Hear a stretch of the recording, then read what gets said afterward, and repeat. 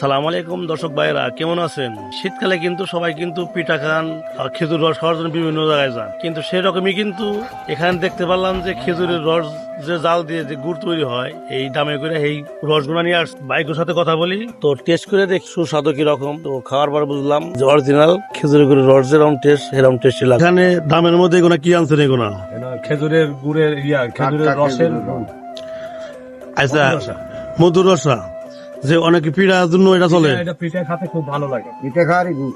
আচ্ছা, আপনি এই সম্বন্ধে কিছু বলেন। আর বাসা কোন জায়গায়? আমার বাসা হলো নাটোর জেলা গুরদাসপুর থানা নাজিরপুর ইউনিয়ন।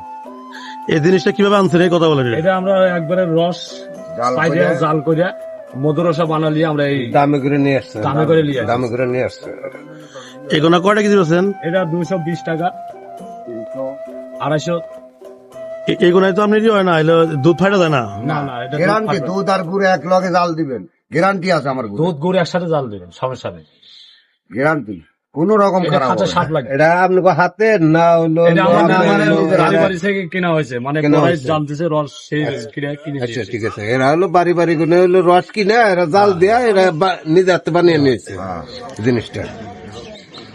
তো দর্শক ভাইয়েরা, এখানে যাচ্ছি দেখতে পারলাম কিন্তু যে খাইজরা গুড় যে অরিজিনাল, মানে বাইরে বললো অরিজিনাল রস, এই রসটা কিন্তু নিয়ে কিন্তু এটাতে আমরা যারা পিঠা বানাই, মধুর রসা কয়। পিঠা বানাই বিভিন্ন খেজুরা করে যে পায়েস রান্ধি যাই কিছু করি, কিন্তু সবার কিন্তু প্রয়োজনীয়।